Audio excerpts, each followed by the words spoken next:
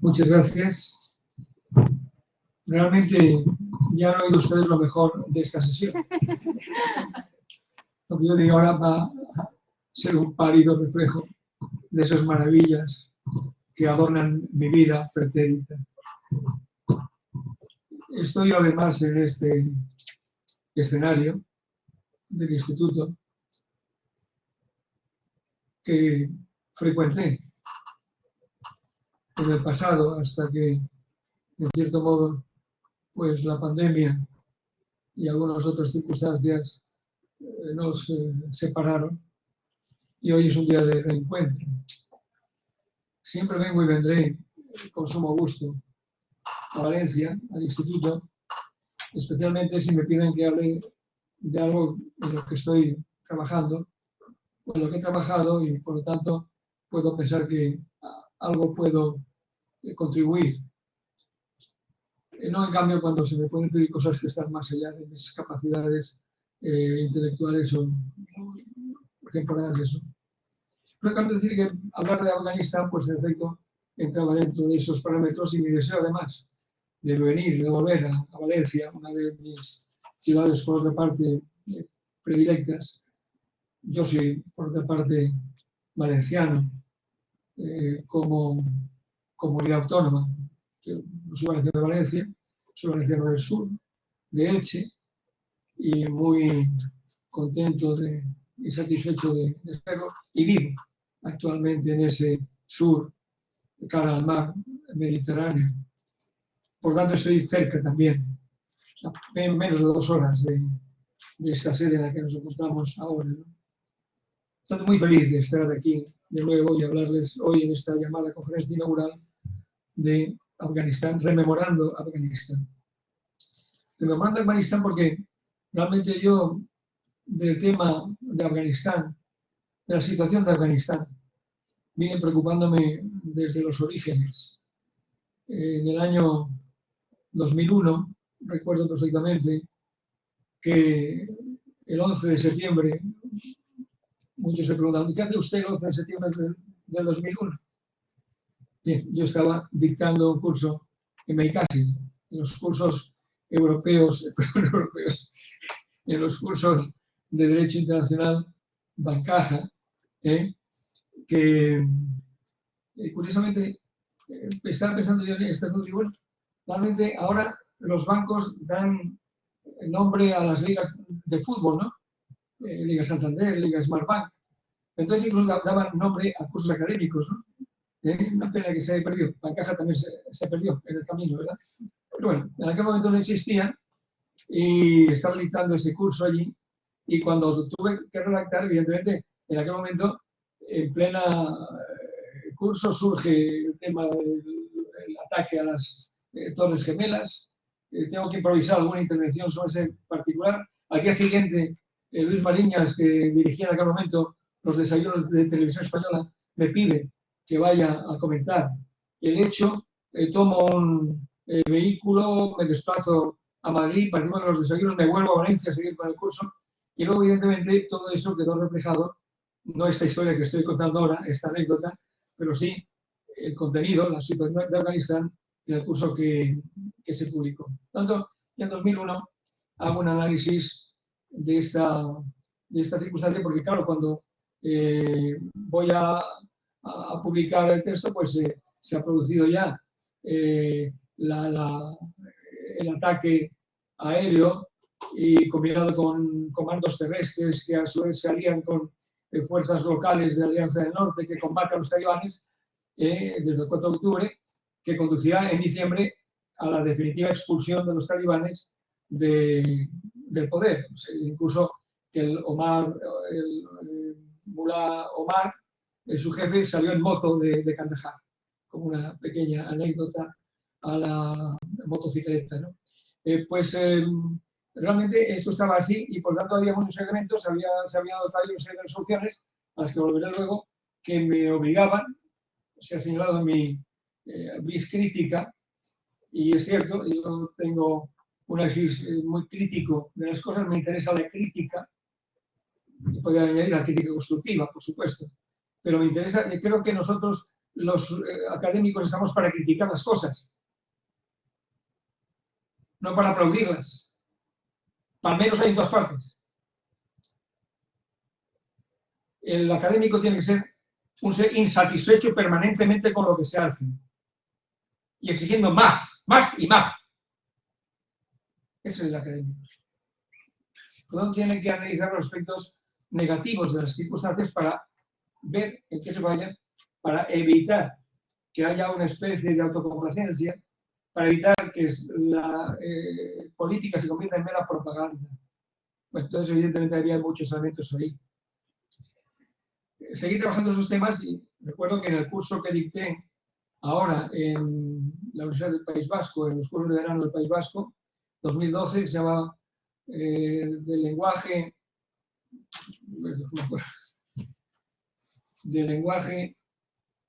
no, de la seguridad, el lenguaje y otras calamidades. Pues bien, ahí también dediqué una página larga a esta cuestión de Afganistán. Y solo ya volveré oportunamente para no saltarme de fondo tantos años. Lo que quiero señalar es que, en efecto, es una... Bueno, y si ustedes ven algunas de esas obras generales que yo he dirigido y la que soy autor principal, verán que específicamente, siendo muy raro en una obra de carácter general, existe un epígrafe específico sobre Afganistán. Pero situemos primero Afganistán en la geografía y un poco en la historia, ¿no? Afganistán es un país de unos 650.000 kilómetros cuadrados, muy montañoso en sus 2/3 partes, muy árido, aunque con recursos minerales importantes por explotar, con fronteras con 6 distintos países. Antes eran menos porque la Unión Soviética existía y por lo tanto Uzbekistán, Turkmenistán y Tayikistán eran Unión Soviética y no eran 3 países independientes que ahora tienen frontera con Afganistán. Y además tenemos las largas fronteras de Irán y de Pakistán. Pakistán tiene 2.670 kilómetros de frontera con Afganistán, más la estrechísima frontera de China, que entra como una especie de bisturí por el este hasta llegar a un territorio muy estratégica, la frontera oriental de Pakistán, perdón, de Afganistán. Bueno, pues evidentemente este es un poco el marco geográfico-político del territorio. Marco histórico, una monarquía hasta 1973. Nos hemos olvidado ya de eso. Allí existía un rey, el último rey, Mohammed Zahir Shah, gobernó durante 40 años, del año 33 al año 73. Y era una monarquía desde 1826. Y tuvo una constitución parlamentaria y democrática en 1964. Bien, Zahir Shah, que había hecho este proceso de democratización de su país, fue derribado en 1973. Y, evidentemente, a partir de ese momento, prácticamente todo fueron penas y fatigas para el país, como veremos a continuación. Pero antes, Afganistán ya ha sido siempre objeto oscuro del deseo, por su posición geopolítica. Los ingleses, desde su imperio de la India, que abarcaba Pakistán, hasta la Rusia de los Zares, entraron en el gran juego, la lucha de influencias, de subir o de bajar. Y es curioso que ese gran juego tuviera algunos efectos secundarios en un continente distinto como es América, la América Latina. Pues igual que se dice que cuando esa historia del aleteo de la mariposa, que una mariposa aletea en China y los efectos se convierte en un ciclón en América. Bueno, pues el aleteo del gran juego en Afganistán produjo ni más ni menos que un contencioso que ahora se está dirimiendo, en cierto modo, ante la Corte de Justicia, que es el de la Guayana Esequiba, que fue objeto de una clarísima usurpación británica a Venezuela y que fue conestado por un arbitraje que debía ser nulo e írrito de pleno derecho, como sostiene Venezuela, ¿que presidió quién? Un juez ruso. Un señor que además era recibido con palmas y olivos y grandes ditirambos en las cortes europeas, en las instancias académicas europeas, el señor Martens. El señor Martens, que era el artífice, por encargo del zar de Rusia, de la primera y la segunda conferencia de La Haya, 1899-1907. En 1899, primera conferencia de La Haya, al mismo tiempo se está celebrando el arbitraje en París sobre la Guayana Esequiba, con un tribunal formado por 2 jueces británicos y 2 jueces venezolanos. Digo venezolanos, no, por favor, venezolanos no, de los Estados Unidos. ¿Cómo el Imperio Británico iba a aceptar a 2 venezolanos sentados en un tribunal con los jueces británicos y el egregio Martens? Así que fue Estados Unidos el que tuvo que negociar el acuerdo de arbitraje con los británicos y naturalmente nombrar a los 2 jueces o árbitros, comillas, venezolanos. Y el señor Martens, que estaba actuando en La Haya con una mano, con la otra actuaba en París. El señor Martens fue a los jueces americanos y les dijo: o ustedes aceptan mi propuesta o voto con los británicos. Y Venezuela perderá hasta las bocas del Orinoco. Los americanos, ante esa presión, algunos llamarían chantaje, optaron por asumir la posición de Martens, que se implicó la pérdida para Venezuela de 160.000 kilómetros cuadrados de territorio, heredado de España, y propio, conforme al tratado hispano-holandés, que delimitó espacios, tratado hispano-holandés que es el título de la presencia británica en ese territorio, porque fue Reino Unido quien, heredando a Holanda en ese tratado, tuvo presencia en lo que era la primera Guayana holandesa. Por tanto, esa sentencia no tiene motivación. No es de sin motivación. Ahora se explica por qué el señor Martens en La Haya, cuando se habló del arbitraje, dijo: las sentencias arbitrales dictadas por tribunales egregios, por reyes, por jefes de Estado, no tienen que ser motivadas, porque la motivación de la sentencia arbitral iría contra la dignidad del tribunal. Hay que quedar a pies juntillas, lo que dice el tribunal. Nadie puede poner en duda su honradez y su sabiduría.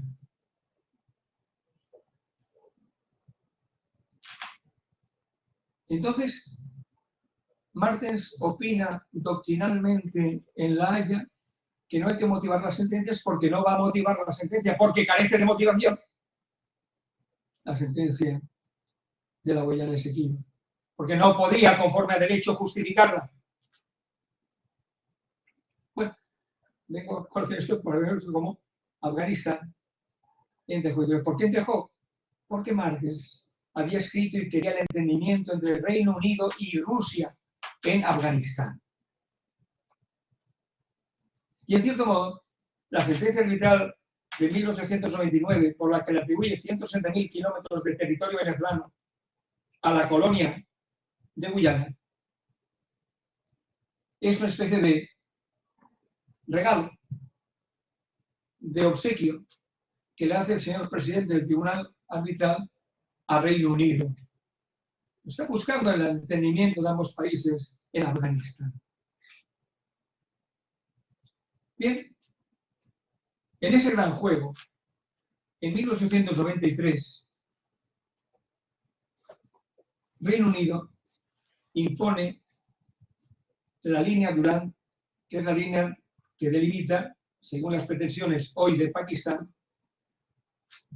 entre Afganistán y lo que estaba sometido a una monarquía, luego bajo protectorado británico, con una monarquía independiente, con el Imperio Británico en la India, la línea Durand. Esta línea Durand es interesante porque está protestada y no reconocida por Afganistán. Y se comenta, entre otras cosas, que ese año Durán que le quitó a Afganistán un tercio de su territorio, ese año Durán fue la que se le ofreció al señor Najibullah. Najibullah es el último presidente de Afganistán, primer ministro de Afganistán hasta el año del 86 al 92. Es decir, cuando están ocupando las fuerzas soviéticas el territorio para proteger a su régimen, a petición del gobierno afgano, y en el 92, cuando las fuerzas soviéticas han abandonado ya en el 89 el Afganistán, pero el gobierno afgano, a diferencia del el gobierno afgano de entonces, a diferencia del actual, aún se sostuvo el poder 3 años más, hasta el 92. En el 92, Najibullah es derribado, pero no ocupan territorio afgano ni Kabul los talibanes, que no existen todavía. Los talibanes formalmente aparecen en el año 94.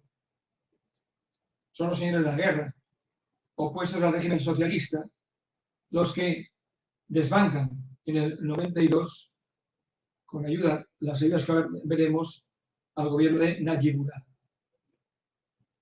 Interesante este asunto por varios motivos. Primero porque realmente en el año 79, como ustedes saben, los soviéticos intervienen en Afganistán a petición del gobierno afgano, porque el gobierno afgano ha sido sometido a una serie de golpes y contragolpes de Estado, y Estados Unidos ve la ocasión de herir a la Unión Soviética en lo que más puede dolerle, alimentando financiera y armamentísticamente a una posición en la que cumplen un papel primordial no solamente esos señores de la guerra, sino los llamados mujahidines islámicos. Entre otras cosas se puede quién, Osama Bin Laden. Por lo tanto, Osama Bin Laden nace y crece en los pechos del Departamento de Estado y del Pentágono. Es uno de los mujahidines que combate a las fuerzas soviéticas en Afganistán. A aquellos que les guste el cine pueden haber visto algunas películas de Hollywood en las cuales se trata de utilizar de una forma propagandista la presencia de Estados Unidos apoyando a los nobles y bravos mujahidines contra las fuerzas de ocupación soviéticas. La más característica es Rambo 3, Sylvester Stallone, en 1988. En esa película se pone en boca de un dirigente la frase que hoy se recuerda como propia de nuestro tiempo también: debes temer el veneno de la cobra, el diente del tigre y la venganza del afgano. Evidentemente, la Unión Soviética se ve, y yo puedo señalar ahora que no ha habido un régimen en Afganistán más occidental, entre comillas, con más libertad e igualdad de sexos y participación de la mujer y eliminación de todos estos elementos que ahora nos perturban tanto en la cultura y en la presencia física de las mujeres, su eliminación de la educación, de la sanidad, en fin, su oscurecimiento, su eclipsamiento como seres humanos, que la época en la que Najibullah gobernó en Afganistán. De manera que se dice, se cuenta, se escucha que hay quien en estos años decía: ¡viva Najibullah! Najibullah, en el año 92, cuando es derrocado, intenta salir del país con su familia a Nueva Delhi. El destino tampoco es casual. La India, opuesta frontalmente a Pakistán. Pero no dejan montar el avión y entonces se recluye primero en la propia embajada de la India y después en las oficinas de las Naciones Unidas. Y allí está hasta el año 96. Cuando en el año 96 los talibanes, que habían empezado su gran cruzada contra los señores de la guerra, el año 94, en el año 96 están a las puertas de Kabul, se le ofrece a Nayibullah que salga con su antiguo ministro de Defensa, su guardaespaldas y su hermano, que era un teniente general de Kabul, escondiéndose entre las miles de personas que huían de Kabul ante el inminente asalto de los talibanes. Y el ministro y el guardaespaldas aceptan y salvan la vida. Él decide quedarse en la sede de la oficina con su hermano. Naturalmente, la inviolabilidad de las oficinas de Naciones no es respetada por los talibanes. Lo sacan de allí en un juicio sumarísimo, en fin, parodia y tal, lo condenan a muerte, lo castran, le ponen los huevos en la boca y lo ahorcan. Perdón por la expresión textual, pero fue así como ocurrió. Al día siguiente lo quitan de la farola en que lo han colgado y le dejan que lo entierren, no sé si cristiana o islámicamente, en el lugar correspondiente. Así del 96 al 81, perdón, del 96 al 2001, los talibanes son dueños y señores de Afganistán. Y hicieron algunas cosas bien. Triunfan, entre otras razones, porque la gente estaba harta de guerra, porque estaba harta de señores de la guerra, porque estaba harta de alcabalas en las carreteras, porque estaba harta de inseguridad. Y todo eso los talibanes lo arreglan. También arreglan otra cosa: el cultivo de la amapola. Ellos lo cantan amapola, lindísima amapola. Ellos cultivan la amapola para convertirla en opio. Afganistán es el principal exportador de opio del mundo. Lo era con los señores de la guerra, ellos erradican el cultivo de la amapola. Claro, dejan a 500.000 de campesinos sin trabajo. Siempre este tipo de decisiones tiene efectos secundarios que a veces pues obligan a graduar las medidas a tomar, ¿no? Porque evidentemente no era bueno dejar a 500.000 de campesinos en la estacada y muertos de hambre, sin un programa alternativo de cultivos que le permitiera rehacer su propia vida y hacienda. En 2001 ocurre el 11S. Ahora bien, no es el 11S el que desencadena la atención sobre Afganistán, porque es que es sabido que Osama Bin Laden se había desplazado a Afganistán y que ahí tenía campos de entrenamiento, y es desde allí donde se fueron cultivando las mejores cepas de los terroristas que iban a actuar no solamente en Estados Unidos, sino también en otras partes del mundo occidental y en el propio mundo musulmán, porque hay que recordar que el mayor número de víctimas que se han tenido por actos terroristas de los talibanes se han producido precisamente en el tercer mundo. No era el primero, se han producido en Tanzania, se han producido en Kenia, se han producido en Afganistán. Estos últimos días tenemos los últimos ejemplos. Por lo tanto, eso se sabía. ¿Y cómo se sabía? Se había actuado en consecuencia. El Consejo de Seguridad había aprobado ya sucesivas, desde el año 94, el Consejo de Seguridad, antes de que hubiera talibanes, ya se preocupaba por la situación de guerra civil en Afganistán. Esa preocupación, primero, se va dosificando y va refiriendo llaman todas las facciones afganas. Pero en el año 98 ya se precisa, entre las facciones, los talibanes. Y se toman medidas de sanción. En el año 98, el Consejo de Seguridad ordena a Afganistán que entregue a Osama Bin Laden y le da un mes para hacerlo. Y si no, impondrá medidas coercitivas unilaterales de la Corte, perdón, del Consejo, que son legítimas, e imponen las sanciones. Y del año 98, por tanto, hay sanciones contra los talibanes. No son de ahora. Y es cierto porque los talibanes dicen, Osama Bin Laden no está aquí, que nos digan dónde está, no sabemos que haya campos de entrenamiento. Hombre, los campos de entrenamiento talibanes en Afganistán habían sido bombardeados unos días antes de que se adopte esta resolución, que no dice ni una palabra sobre los bombardeos por los Estados Unidos. Por tanto, a verlos lo sabía. Por tanto, cuando se produce los actos del 11S, este ingeniero, parece que Osama Bin Laden, saudí, hay dos elementos muy interesantes en todo este discurso. El papel de Arabia Saudí y de Pakistán. Dos aliados formales de Estados Unidos. Y dos fuentes.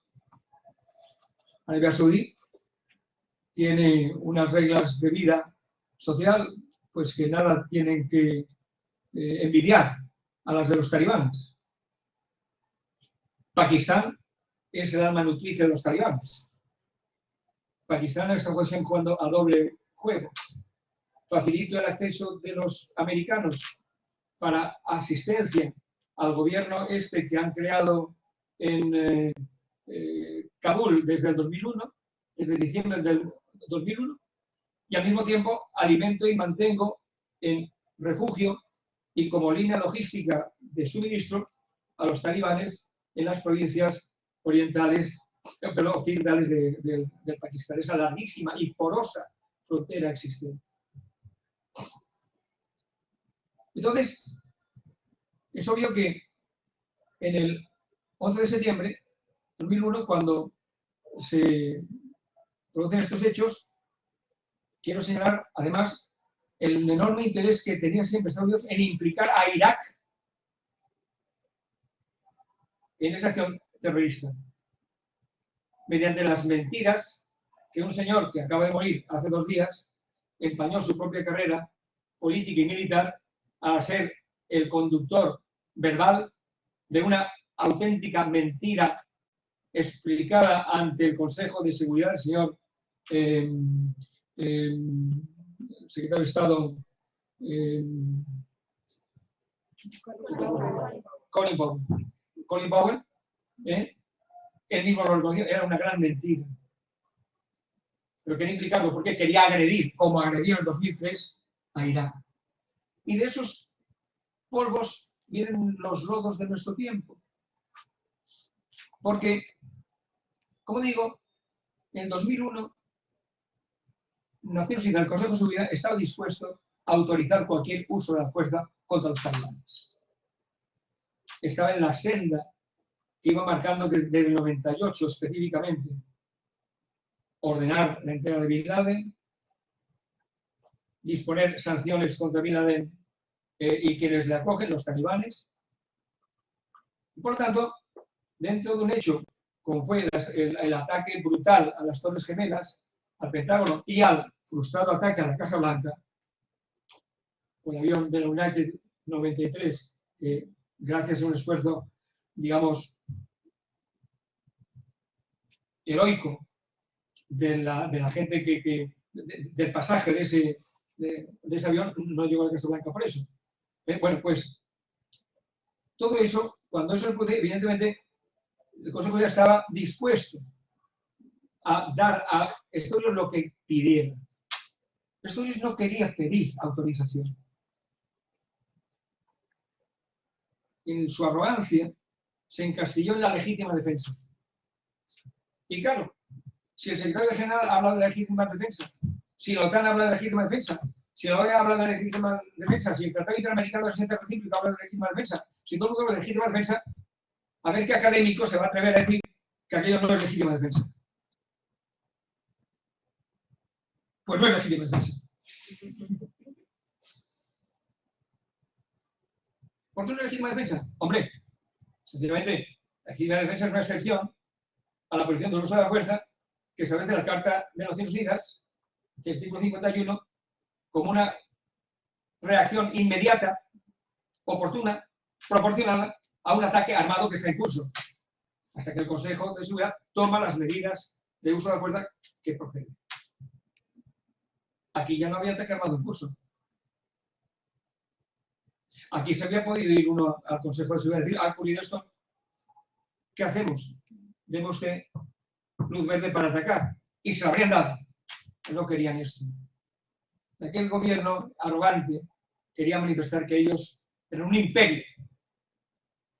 Y el imperio no pide autorizaciones. El imperio actúa. Y el 8 de octubre, y más ni menos, 4 semanas después de que se han producido los hechos del 11 de septiembre, es cuando Estados Unidos inicia el bombardeo de Afganistán. E informa al Consejo de Seguridad del hecho, no de que pretenda tener ninguna autorización. Le informo del hecho que hemos iniciado la estación. Y dice incluso que esta estación seguirá por el tiempo que sea preciso, hasta que vayamos con los terroristas. Por lo tanto, no hay ataque armado. En el curso. ¿Qué hay? Hay autotutela.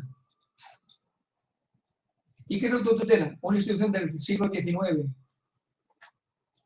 que habíamos querido superar primero con la Sociedad de Naciones imperfectamente y luego con la Carta de las Naciones Unidas. Habíamos renunciado a la autotutela en función de la seguridad colectiva. Y lo que está diciendo Estados Unidos, una circunstancia dramática, más que más trágica, extrema, es decir, vuelvo a la autotutela. Y desde entonces Estados Unidos está en la autotutela. Porque no abandonó la autotutela de sus intereses, e incluso por la Fuerza Armada, desde esa fecha. Esto nos ha dado cuenta que el único poder en el que aún mantiene supremacía es el militar. Ningún otro. Y la única forma que tiene de garantizar su hegemonía es justamente haciendo efectiva y exhibiendo el músculo de su supremacía militar. Mientras fuera. Tanto esto era autotutela. Pero claro, había también, aparte de bombardear a los talibanes y a quienes, no siendo talibanes, estaban cerca de ellos, o a quienes por error se confundían con talibanes, había que bombardear, junto a eso, había que crear algún tipo de estructura civil en Afganistán. Y entonces nos encontramos con tres niveles de actuación en Afganistán. Primero, la acción unilateral de Estados Unidos con su guardia, con su paje, el Reino Unido, que se dedican a ir arriba y abajo matando talibanes y a quien se le ponga por delante. Esa es su misión de exterminio, de terrorismo, dice.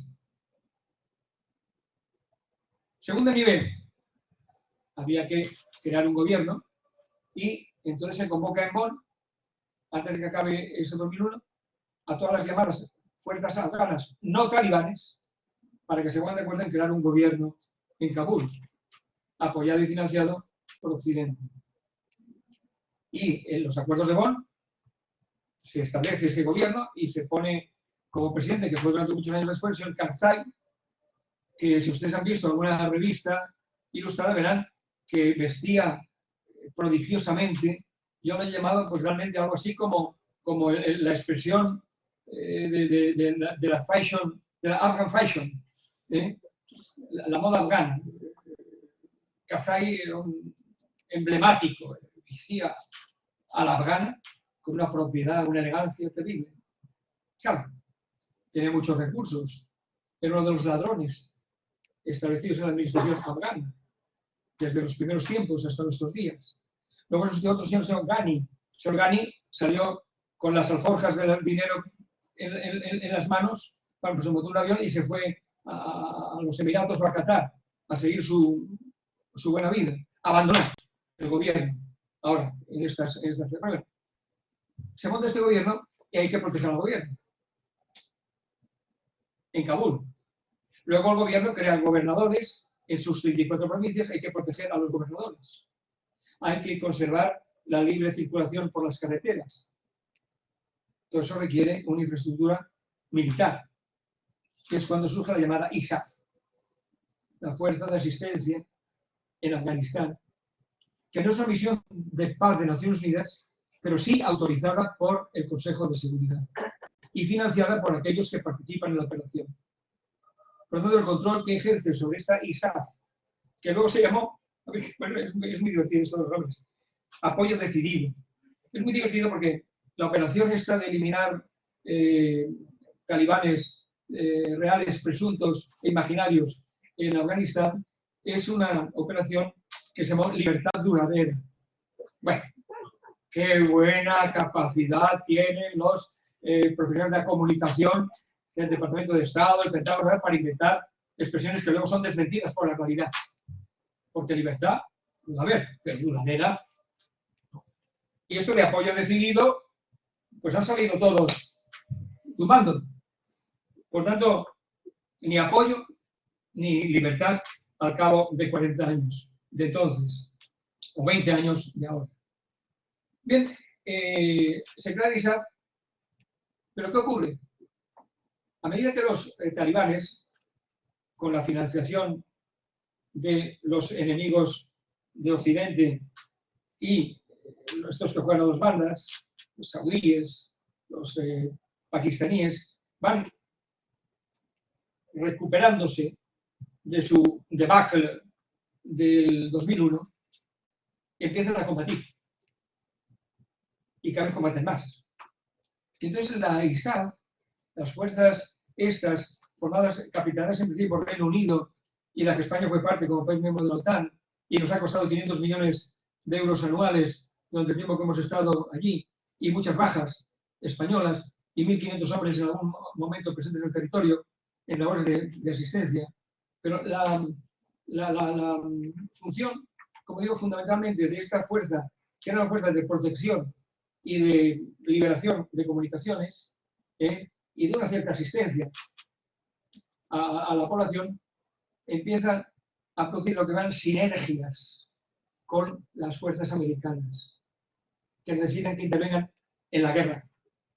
Por tanto, dejan de ser una fuerza característica de apoyo al gobierno afgano en paz, que utiliza las armas solo de forma defensiva para intervenir en operaciones militares en connivencia con las fuerzas de los Estados Unidos y de la operación, esta operación Libertad Duradera. Con lo cual se mistifica mucho su situación y algunos países que participan en esto empiezan a sentirse molestos por este papel añadido y sobrevenido.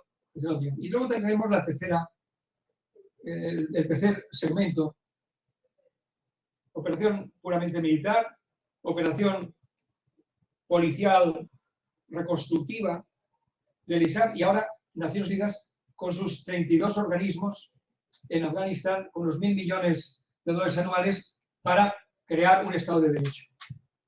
Entonces, crear un poder judicial, crear un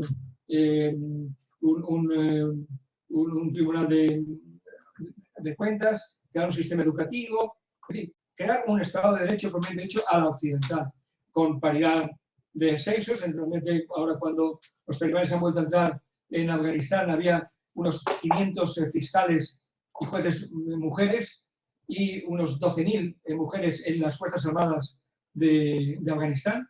Por tanto, este tipo de cosas tenían muy buena intención y seguían adelante. Pero nos encontramos que estos tres niveles han funcionado ¿con quién? Bueno, los socios que se buscó Estados Unidos no es lo más recomendable de cada casa. Al hacer la guerra con los señores de la guerra, al ampararse en los señores de la guerra, en los jefes tribales, estaba al mismo tiempo permitiendo que toda la infraestructura, digamos, de carácter institucional, tuviera los pies de barro. Las propias Fuerzas Armadas, financiadas justamente por los occidentales. Las Fuerzas Armadas de Afganistán se han descompuesto porque, en primer lugar, no tenían ninguna convicción en lo que hacían, porque era un sueldo que se ganaban y cuando el sueldo dejó de venir a su casa, se fueron a su casa. Y desaparecieron. De un día para otro. Con el gobierno pasó igual. Por tanto, la falta de convicción profunda de ir a los elementos fundamentales que suponen el desarrollo de un Estado de Derecho, junto con la alimentación de la corrupción, de que la mayor parte del dinero que a miles de millones se ha escanciado en la copa de Kabul, han acabado en manos de estos señores corruptos y no en el desarrollo de un país en el que ha tenido 20 años para desarrollar. No estamos hablando de un año o dos, son 20 años. Y en 20 años es posible que estos barbudos procedentes de la periferia hayan ocupado y hayan vencido en todas las provincias del país hasta entrar en Kabul el 15 de agosto de este año. Han podido ellos simplemente, incluso sin disparar un tiro, hacerse con el control del país? ¿Qué fueron sus 20 años? ¿Qué fue ese castillo de naipes? ¿Qué fue esa falsa creencia de que estamos cooperando a la construcción de un Estado de Derecho moderno en Afganistán? Y esa es la realidad con la que tenemos que vivir ahora, porque si fue muy criticable la forma en que se entró en Afganistán, una vez que estás dentro, tienes que responder de esos 20 años de presencia. No puedes irte, y la retirada ha sido tan criticable y tan irresponsable como la entrada. Eso que de pronto, de un día para otro, en mes de febrero, el señor Trump, el mes del 20, el señor Trump ya se compromete a retirar en un año a sus fuerzas de Afganistán. Los talibanes empiezan a negociar pro forma con el gobierno formal de Afganistán. Y nos damos cuenta de que al mismo tiempo que se negocia pro forma en Doha y en otros lugares, los talibanes intensifican la violencia. Qué curioso. Se negocia, pero se intensifica la violencia. Es normal que quien negocie de buena fe un arreglo de paz para crear un gobierno inclusivo, democrático, etcétera, etcétera, etcétera, sea más violento todavía. ¿Qué significa incrementar la violencia en un medio de negociación de paz? ¿Significa que quieres mejorar tu posición negociadora? ¿Pero para qué? Para destruir al adversario. Por lo tanto, esta fue la realidad. Una negociación ficticia, falsa, que fue permitiendo a los talibanes ir avanzando hasta el estallido final. Uno también se pregunta, ¿cómo es posible que un país que está interviniendo en otro y que es realmente el que está sosteniendo a ese país anuncie a plazo fijo su retirada? Bueno, eso no se le ocurre a ninguna persona sensata, porque si tú dices que en todo caso te vas a ir en tal fecha, a quien estás combatiendo encontrará una ventana de esperanza y de ilusión para, en ese momento, sabiendo como saben que son de barro las patas que sostienen el gobierno afgano y las Fuerzas Armadas, se hará con el poder, como así ha sido. Y ahora nos encontramos con una situación en la cual había una especie de vacío del poder en Kabul que han llenado los talibanes, creando un gobierno, dicen, transitorio, cuyo objetivo primordial era garantizar el orden público, garantizar las comunicaciones, abrir los aeropuertos, conseguir que la asistencia humanitaria, que requiere muchísima ayuda de Afganistán en nuestro día, que llegue a la periferia de este país enorme y muy deslocalizado, pues resulta que este gobierno, que era un gobierno que es de machos pastunes, con 3 únicos hermanos de minoría entre 24, y los machos pastunes son los que van a asegurar en el futuro, mediante negociación, un gobierno inclusivo. Es que aquello que han combatido, una vez que llega su triunfo, van a renunciarlo para aceptar la igualdad de sexo, la protección de la mujer en la cosa pública. Es increíble.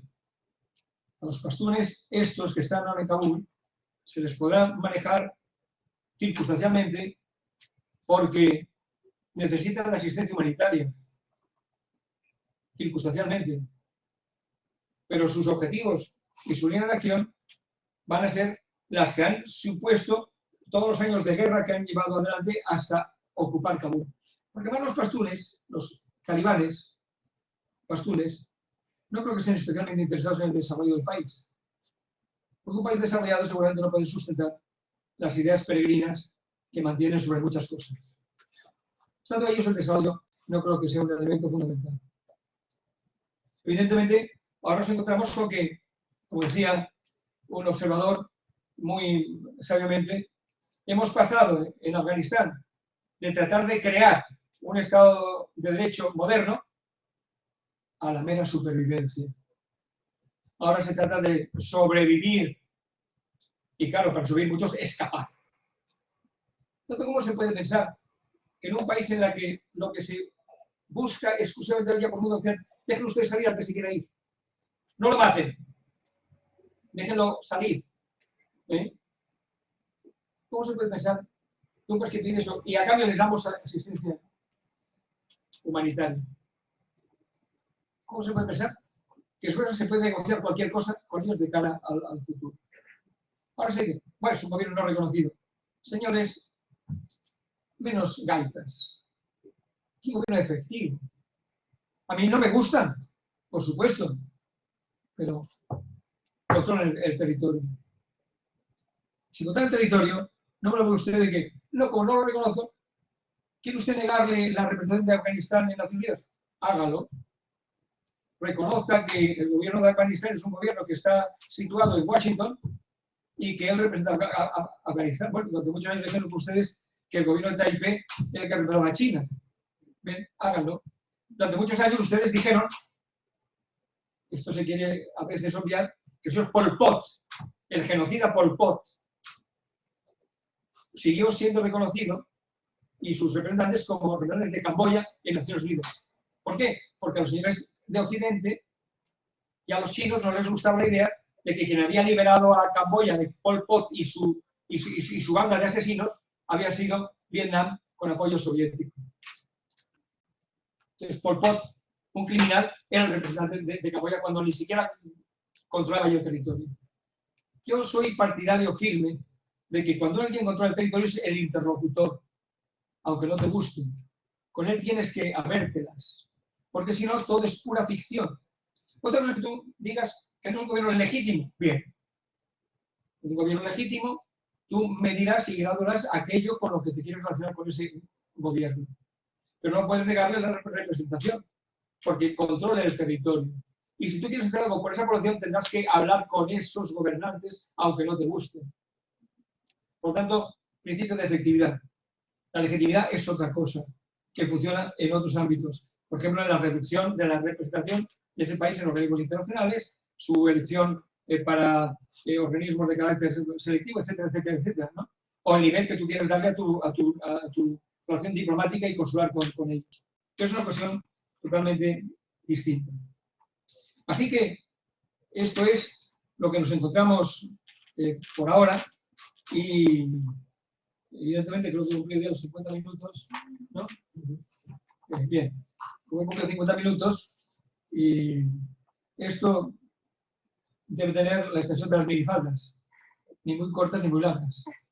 Así que entiendo que habiendo cumplido el test de la minifalda, ahora puedo responder las preguntas que ustedes se puedan ocurrir por el tiempo que por mi parte es indefinido.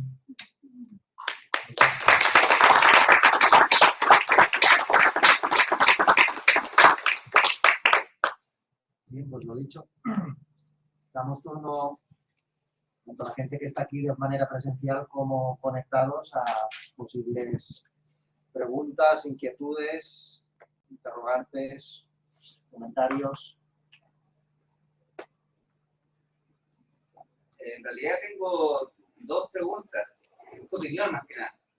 Primero, en cuanto a la retirada de Estados Unidos, ¿en qué cree usted que falla el Estado de Derecho, su criterio? ¿Fue corrupción, falta de compromiso, dejadez? ¿En qué falla? ¿Por qué usted cree que el Estado de Derecho falla en Afganistán y por qué una vez que Estados Unidos se retira? Porque he escuchado a varios analistas y cada uno dice cosas distintas. Uno dice que fue la corrupción, como usted en parte lo dijo, otros dicen que simplemente fue la dejadez, otros dicen que simplemente nunca tuvieron en sí un ejército real. Pero según su criterio, ¿por qué usted cree que una vez retirado a Estados Unidos simplemente desaparece el gobierno afganista? Sí.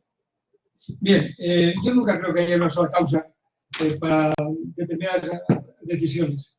Creo que en efecto el hecho de que el gobierno afgano y todas sus extensiones se hayan caracterizado por una actitud de apropiación indebida de los recursos dados para la construcción del Estado es un elemento que ha estado ahí, aunque no necesariamente en la decisión de Estados Unidos.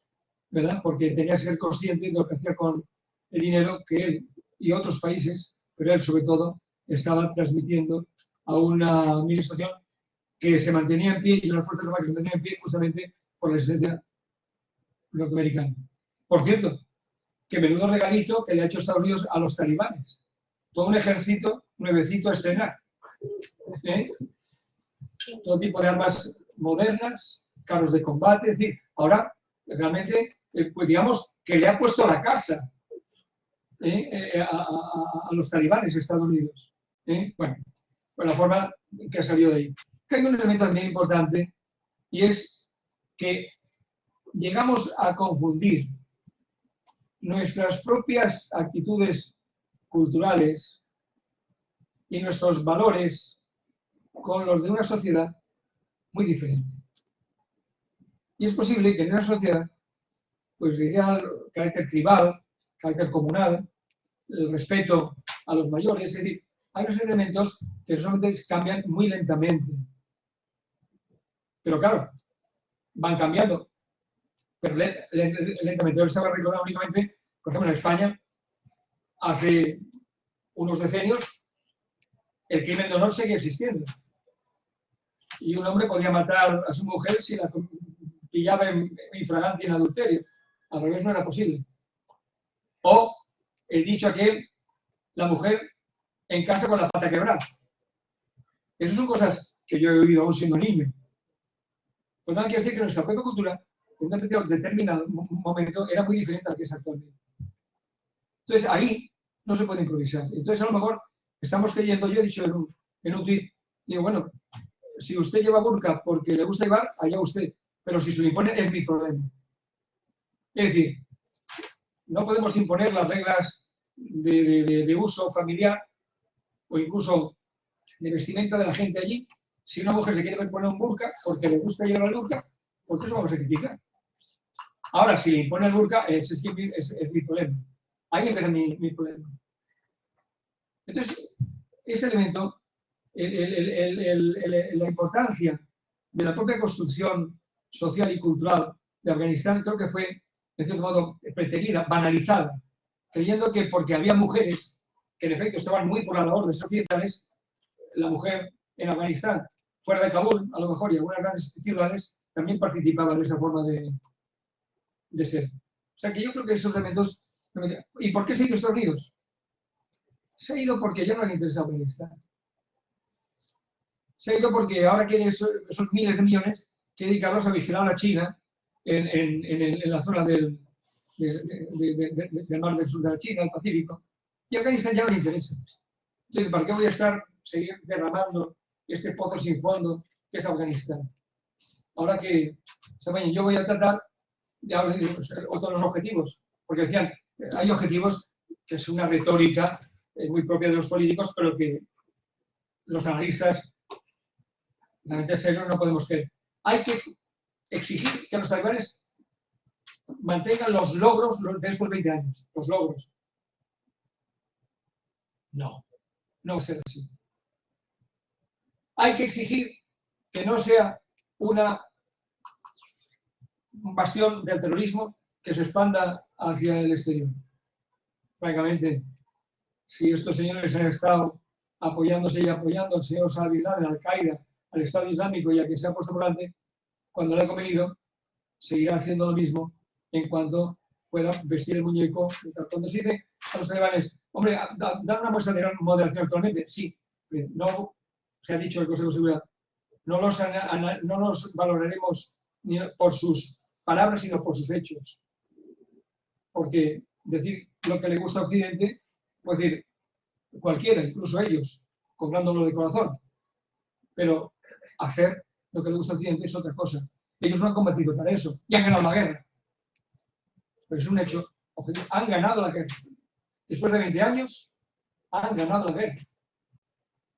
Por lo tanto, el pueblo afgano se ha levantado, no se ha levantado. Si el pueblo afgano tenía unas fuerzas armadas de miles de personas muy bien equipadas y adiestradas, si el pueblo afgano tenía un gobierno hinchado de dólares por los americanos y por otros países europeos, si todo eso estaba ahí,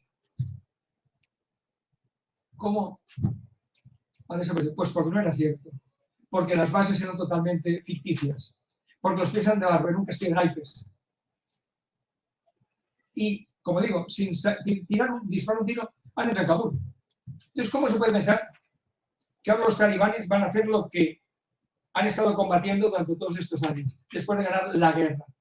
Evidentemente ellos quieren negociar, sí, pero al final, aquella petición, conservar los logros, luchar contra el terrorismo, evidentemente se va a transformar en que dejen salir a los que quieran salir, que respeten a la Oficina de Naciones Unidas y a sus agencias de asistencia humanitaria, que también le interesa evidentemente a los talibanes, y punto pelota. Ahí se acabó la historia. O sea, no piensen ustedes que se va a volver a un Afganistán con paridad de sexos, con libre educación, con sanidad abierta. Eso está periclitado mientras los talibanes estén ahí. Eso, porque es su forma de ser, como entienden las cosas. El Ministerio de la Mujer ha sido convertido en el Ministerio de la Virtud. O sea, y la virtud significa coger a una serie de agentes de la moral con latiguillos para ir pegándole los tobillos a las mujeres que vayan enseñando el tobillo o la cara, o no vayan acompañada de un familiar, y lapidarán a la adúltera y le cortarán la mano o el pie al ladrón, y permitirán a un pariente que mate al que mató a su pariente directamente. Sí, esas son sus reglas, y en eso se van a... Por eso, para que han hecho una guerra y la han ganado. O sea que, por tanto, olvidémonos en el sentido de que no creamos en que eso hay una vuelta atrás, no. Ellos van a hacer medidas que les faciliten, primero, tener la asistencia que requieren, porque claro, ellos no saben manejar un Estado. El Estado necesita alguien que dirija el Banco Central. Ellos quieren que levanten la congelación de activos, que hay 8 o 9 mil millones de dólares de Afganistán en el extranjero, quieren que levanten la congelación de activos, porque ellos quieren que levanten las sanciones que afectan a sus dirigentes, porque es que en este momento el presidente, el primer ministro, los dos viceprimeros ministros, el ministro de Defensa y el señor Akali, ese, que es un tipo de mucho cuidado, todos están sancionados por Naciones Unidas. Y claro, tendrán que levantar eso sobre la hipótesis de que han dejado de apoyar al terrorismo. Y quizá algunos de los atentados terroristas que se están viendo ahora en Afganistán son atentados terroristas de los aliados de los talibanes que le están llamando la atención a los talibanes. ¡Ojo! Que no se os ocurra caer en la tentación de entrar en el juego occidental. Que aquí estamos nosotros y vamos a seguir con acciones terroristas en Afganistán. Entonces, claro, solo tratarán de disimular, de emboscar, pero seguirá siendo un foco peligroso. Porque además tenemos a Pakistán. ¡Ojo! Es que no nos quitemos de la vista a Pakistán. Sin Pakistán los talibanes no habrían existido ni sobrevivido. Fue allí donde se educaron y donde han vuelto siempre que han necesitado refugio. Pakistán es un país muy peligroso, porque es un país nuclear. O sea que ese tipo de cosas hace que realmente se pueda mirar con mucha... es decir, todos los que huyen, ¿por qué huyen? Porque no se creen en absoluto que se vayan a respetar las libertades y los derechos en Afganistán. Y que cuando el foco se pierda de la atención mediática universal, los talibanes empezarán a ir casa por casa a cortarle la cabeza a todo aquel que... Hombre, hay una historia muy... no es divertida ni muchísimo menos, pero muy ejemplar. En uno de los momentos en que los talibanes estaban negociando, ¿no? En la anterior ocasión, en los años 90 y tantos, pero ya entonces se quiso atraer a los talibanes a un gobierno de integración. O sea que no es la primera vez que se hace. Siempre se quiso hacer ese movimiento, ¿no? Y entre usted el juego político, y es lo que querían ahora. Entre usted el juego político, como no más, no. Pues Dostum, uno de los grandes señores de la guerra, un tipo también muy peligroso, aunque bajo la cúpula occidental, muy peligroso. Violador de derechos humanos como cualquier otro. En Afganistán viola los derechos humanos todo tipo de señor de la guerra que se precie. Dostum fue a ver a un jefe talibán en una provincia que dominaban ya los talibanes para negociar. Cayó a cabo en nada. Dostum se volvió al territorio que controlaba y los talibanes mataron al talibán que había negociado con Dostum porque no había aprovechado la ocasión de encontrar con Dostum para matar a Dostum. O sea que así es como entienden la diplomacia los talibanes. O sea que, como usted tenía Dostum y lo pudo matar aquí mismo, no lo ha matado, entonces lo matamos a usted. Por pendejo. O sea, esa es la forma que proceden los talibanes. Así que, descreimiento total sobre que los talibanes pueden hacer. Han ganado la guerra, hay que ajustarse a los machos, hay que actuar en consecuencia, hay que utilizar las palancas que pueda tener, no ya el mundo occidental, también China o Rusia, que están muy preocupadas por el terrorismo que ocurre en sus propios países, como todos sabemos, ¿no? Y tiene también una fuente nutricia en ese terrorismo que está en Afganistán y está en Pakistán, ¿no? Entonces, hay que tratar de utilizar esa palanca para tratar de, por lo menos, controlar, moderar esa actividad y luego, pues que pueda salir de Pakistán, de Afganistán, todo el mundo que no se sienta identificado con ese régimen. Ahí se pone otro problema y dice, bueno, fuga de cerebros. Que claro, sí, Afganistán, por eso hay quien no era tan partidario de facilitar la salida al extranjero de aquellos que quieran abandonar Afganistán, porque cualquier persona que tenga cerebro se irá de Afganistán, realmente. Sí, hay que ser muy fanático, muy talibán, muy creyente en la revolución islámica para quedarse en Afganistán en estas circunstancias. Entonces, fuga de cerebros y dicen, hombre, pero entonces Afganistán se va a quedar sin cuadros. Se va a quedar sin gente que sepa manejar el banco, que sepa manejar los ferrocarriles, que sepa manejar los aeropuertos, que sepa manejar cualquier cosa que requiera una cierta instrucción y una pericia. Bueno, ¿y eso quién lo ocupará? Ahí entran estos amigos de Afganistán, estos vecinos de Afganistán. Porque una de las repeticiones de las resoluciones siempre y los discursos bla, bla, bla, bla, bla, bla, bla, bla, bla, del Consejo y de la Asamblea General son: queremos un gobierno inclusivo con todas esas identidades, paridad, protección de las mujeres, los niños y las minorías. Todo eso, bla, bla, bla, bla, bla, bla, bla, bla. Es lo que se repite siempre. Pero claro, a la hora de la verdad, ese bla, bla, bla no se condice con ello. Y claro, si uno tuviera la curiosidad de comparar los debates del año 20, cuando aún existía un gobierno afgano y unas fuerzas armadas afganas combatiendo los talibanes, y el año 21, verá que el discurso ya pasa de la esperanza a la depresión, porque evidentemente se puede decir que se ha comparado con Vietnam, pero es que la salida de Vietnam y lo que ocurrió después en Vietnam, con lo que ocurre aquí, solo que en Vietnam, como se demostró después, había un Vietnam del Norte muy preparado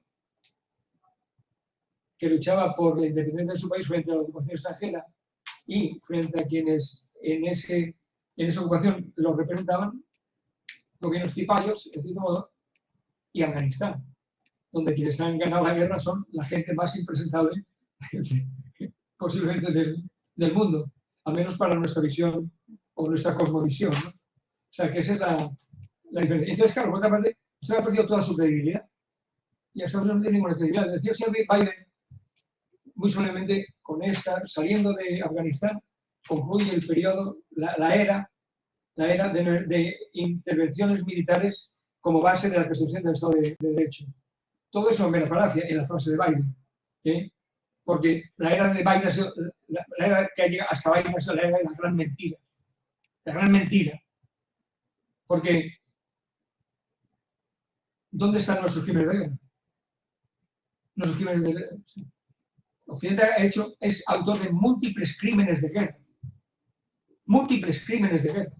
Incluso el último día, cuando es un atentado el 26 de agosto, junto al aeropuerto de Kabul, murieron 13 soldados norteamericanos y dos centenares de personas afganas, ¿no? Entonces, como represalia, atacaron los americanos lo que creían que era una célula, una base afgana, y se cargaron a una familia de afganos inocentes, niños y mujeres, y piden excusas. ¡Qué rico!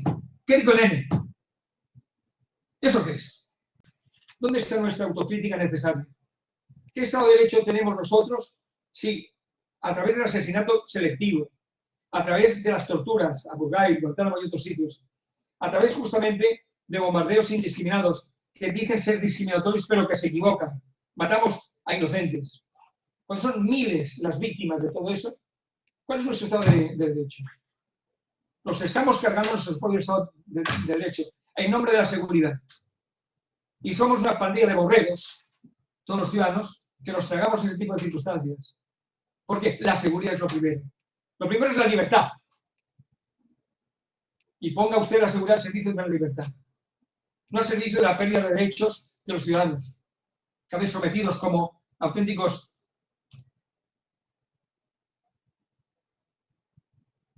paréntesis sobre la expresión que podría utilizar, a una serie de miedos y pánicos que están ahí, ciertamente, pero que hay que afrontar desde las libertades y el respeto de las garantías constitucionales, no suprimiéndolas, no restringiéndolas, no eliminándolas, no estableciendo que tiene un valor territorial, pero que extraterritorialmente puede ocurrir cualquier cosa, como es la posición hipócrita del Tribunal Supremo de Estados Unidos.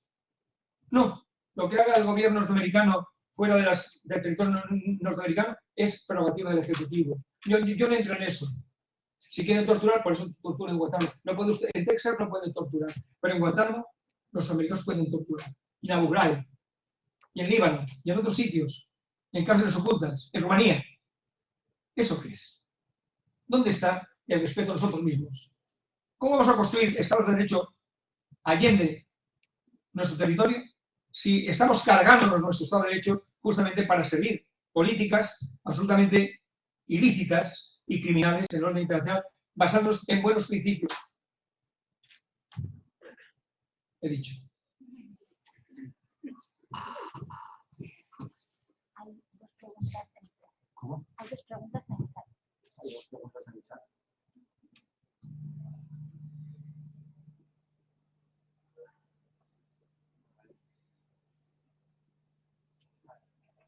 Nos pregunta Darío Alberto, ¿cuál debería ser, en su opinión, el actual de la comunidad internacional frente al gobierno venezolano? La comunidad internacional no existe. Por lo tanto, no puedo contestar esa pregunta en esos términos. Porque la comunidad internacional, ¿qué es la comunidad internacional? ¿Somos nosotros la comunidad internacional? Lamentablemente, Estados Unidos y los países de la Unión Europea utilizan muy a menudo la fórmula, la comunidad internacional dice, la comunidad internacional dispone, y yo no conozco la comunidad internacional, no sé dónde está la comunidad internacional, sé que es donde están las Naciones Unidas, donde está la Unión Europea, pero la comunidad internacional es una ente, es un ente al que se le atribuyen por ciertos países iniciativas, fines y objetivos que en absoluto tienen que ver con lo que debería ser una comunidad internacional. Una comunidad internacional no puede representar únicamente a un sector y a un grupo de países. Tiene que ser universal y, por tanto, tener en cuenta todos valores, virtudes, intereses globales. Por tanto, hábleme usted de Naciones Unidas, pero no me hable de la comunidad internacional porque no creo en la comunidad internacional. Así que su pregunta, lamentablemente, no se la puedo contestar por eso mismo. Bien, Carlos Gil Gandía nos pregunta, estimado Antonio, gracias por la conferencia. Me gustaría saber su opinión sobre la investigación preliminar de la Corte Penal Internacional a los talibanes. El gobierno saliente y, en cambio, se ha excluido los presuntos crímenes cometidos por los aliados. ¿Es una forma de intentar ganar la guerra a los talibanes por otros medios? Bien, evidentemente, si uno tiene que investigar crímenes, tiene que investigar todos los crímenes en Afganistán, no únicamente los talibanes. Posiblemente los talibanes sean más execrables, más deliberados, más dolosos, si se quiere, menos eventuales, pero los crímenes existen por todas partes Y por lo tanto, eso de pretender perseguir a los talibanes, que me parece muy bien que se les persiga, si han cometido los crímenes, como creo que los han cometido, pero que no se persiga. Estoy acordándome, ya no es la primera vez que ocurre, en Kosovo ocurrió igual. En Kosovo había que perseguir a los serbios, pero los bombardeos de la OTAN en Serbia, esos no había que perseguirlos. Esos crímenes no interesaban. Hombre, pues uno creo que en ese sentido, si tiene que perseguir crímenes, lo tiene que perseguir, sea cual sea su origen, procedencia y autoría, ¿no? Por tanto, no estoy de acuerdo con utilizar la Corte Penal para persecuciones sesgadas y unilaterales. Estoy de acuerdo con que la Corte Penal debe ocuparse de todos los crímenes de Afganistán, incluidos actualmente los crímenes cometidos por las fuerzas de intervención. ¿Alguna cuestión más? Bueno, Me gustaría preguntarle, ya que ha sacado el tema de la cuestión de los crímenes de guerra cometidos en la antigua Yugoslavia, el bombardeo de la capital de Serbia fue un crimen de lesa humanidad cometido por la OTAN. Como también usted ha mencionado, la intervención americana, cómo pueden vulnerar un Estado, digamos, un gobierno legítimo, como sería el de Irak, solamente por sus meros intereses, y como lo han intentado en la actual guerra de Siria, que por desgracia sigue, y financiando grupos insurgentes, que entre ellos estaba el Estado Islámico. Esa hipocresía de Occidente de financiar grupos terroristas con los que luego cometieron los atentados de París, financiados por el propio gobierno francés, entre las partes. ¿Cuál es su opinión al respecto? Bien, yo soy muy crítico de todas esas acciones, porque alguien me dice, ¿por qué no critica usted a China o a la Unión Soviética de antes o a Rusia ahora? Porque no es el medio en el que me desenvuelvo. Porque me desenvuelvo en un país europeo, de la Unión Europea, aliado en la OTAN con Estados Unidos. Es el medio en el que yo puedo opinar con cierto conocimiento y con cierta implicación como ciudadano. Por lo tanto, ya con los rusos y con los chinos ya se meten otros. Ya lo hacen con mucha efervescencia y de una forma sistemática y regular, ¿no? Entonces yo que puedo actuar en el medio en el que me muevo.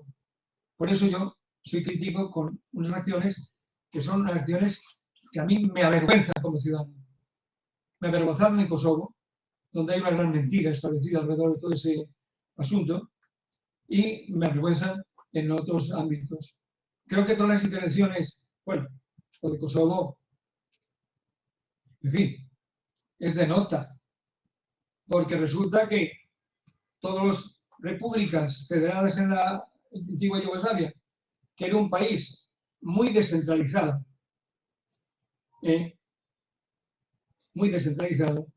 todas esas repúblicas podían separarse, pero las provincias autónomas dentro de una república no se podían, sí que se podían separar.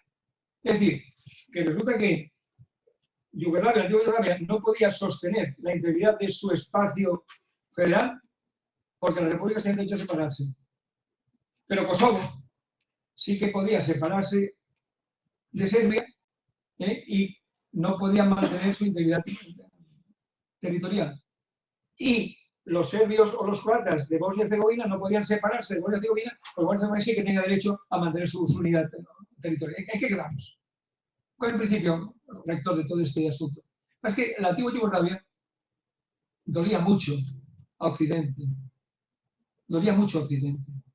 Para mí es un país que, con todos los defectos, todos los países tienen defectos y podríamos ahora afinar y decir, bueno, pero un país que desde su modestia se convirtió en un líder del tercer mundo, del mundo en desarrollo. Y es un país que ofreció una enorme asistencia solidaria a los países del tercer mundo. Y Belgrado era un punto de referencia en las reuniones de los alineados, etcétera, etcétera, etcétera. Había que cargársela. Y se la cargaron. Entonces, bueno, a partir de ahí, como digo, la intervención de la OTAN, con el señor que fue secretario general de la OTAN y antiguo ministro en español, y que ahora es un alto directivo de un centro de enseñanza en Barcelona, señor Global, habló del bombardeo moral. Hay que tener valor para hablar de un bombardeo moral. Todo bombardeo en sí mismo es inmoral. Pero es que además, los bombardeos en Kosovo fueron a 10.000 metros de altura, no había que correr riesgos para los pilotos, ni a que se le pareciera, y por lo tanto fueron muy ineficaces. Y alcanzaron a veces objetivos como el famoso tren del mercado de no recuerdo la posición, que liquidó a los dos foros parroquianos que iban a comprar al mercado, etc. Bueno, pues fue tan ineficiente que cuando acabó el bombardeo, bueno, primero tuvieron que ir ampliando el bombardeo. Ya no bastaba atentar contra centros neurálgicos militares, porque además los yugoslavos estaban educados en el emboscamiento de sus fuerzas. Y no había forma de detectarlas en Kosovo. Entonces tuvieron que ir a destruir las infraestructuras, a destruir la industria petroquímica, a destruir los puentes, incluso también a atacar la embajada china. Bueno, al final, cuando acaba el bombardeo, el ejército yugoslavo salió de Kosovo enterito. Prácticamente no habían conseguido ningún objetivo militar en Kosovo. Evidentemente el tema de Kosovo es un tema grave, un tema difícil, pero Kosovo contaba con una autonomía muy amplia, y los kosovares tenían un papel como cualquier otro nativo de cualquier otra república en el Estado federal, sin ningún elemento de discriminación. Por lo tanto, esa fue una maniobra, evidentemente, de comunistas convertidos en nacionalistas por intereses, porque eran los generales comunistas, pero no nacionalistas, con apoyo occidental. Y la Unión Europea, que inmediatamente se puso a reconocer de inmediato a cualquier movimiento de carácter separatista que tuviera una mínima base efectiva en el territorio, Eslovenia y Croacia, ¿no? Pero bueno, eso. Pero luego vamos a la famosa primavera árabe. Es que todo es hecho rematadamente mal. Libia es una fuente de problemas para Europa y para el mundo, justamente por el afán de destruir al famoso dirigente Gaddafi. Cuando Gaddafi era un tirano, pero un tirano con buenos resultados. Es decir, Gaddafi evidentemente era un tipo que mantenía el orden en su país, que tenía ciertas habilidades paranoicas. Recuerdo que el retorno de Madrid, por vía parabólica, hubo un satélite, hubo una gran manifestación sobre el libro verde que él había escrito. Entonces, este tipo garantizaba una Libia ordenada. Y nos la cargamos los occidentales. Y todo el arsenal libio está en manos ahora de los grupos islámicos que atentan en el Sahel, que ocupan medio Mali, Níger, etcétera, etcétera, etcétera. Y los franceses tienen que hacer una operación para proteger a esos países que están en un... España también. España también. Entonces, eso, o sea, Siria, 3/4 partes de lo mismo. Entonces nos hemos metido en muchos berenjenales justamente diciendo que estamos protegiendo las libertades cuando estamos haciendo todo lo contrario. Estamos creando inseguridad, estamos creando problemas, estamos creando dramas personales. En Siria es obvio que no se ha podido hacer caer al gobierno sirio, gracias al apoyo ruso, entre otras cosas, pero que haya estado financiando turcos y compañía al Estado Islámico en el momento dado. O sea que es un desastre. Yo no sé qué clase de gobernantes o de geoestrategas tiene el Occidente, pero se puede decir que gran medida de los padecimientos y del desorden actual es fruto de los últimos 20 años de la acción occidental.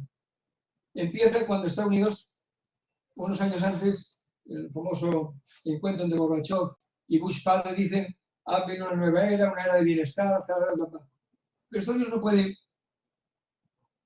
caer, o sea, no deja de caer en la tentación de decir: ahora que la Unión Soviética desaparece, yo soy el rey. Entonces quiere convertir el derecho internacional en un derecho imperial. Todas las medidas que toma entonces son propias de un imperio. El unilateralismo, es propio de un imperio. El apoyo a la fuerza militar es propio de un imperio. Y entonces ellos, quien no está conmigo está contra mí, es propio de un imperio. Entonces crea toda esa cadena de actuaciones irresponsables que conducen a la situación actual de desorden y desbarajuste mundial, que veremos cuándo y cómo se resuelve, pero no se puede decir que en este momento las esperanzas del 89, 1989, caída del muro de Berlín, etcétera, etcétera, etcétera, descomposición de la Unión Soviética, pues se hayan convertido en frutos. Al contrario, esas flores se han marchitado y tenemos que vivir en un pedregal lleno de víboras y de arañas venenosas. Bien, yo creo que ya podemos dejarlo aquí, hemos estado ya casi 8 horas, no podemos abusar más del profesor Antonio Ramiro, así que de nuevo le reiteramos nuestro más profundo agradecimiento y esperamos que pueda regresar en una próxima ocasión aquí a Valencia. Así que muchísimas gracias. Gracias.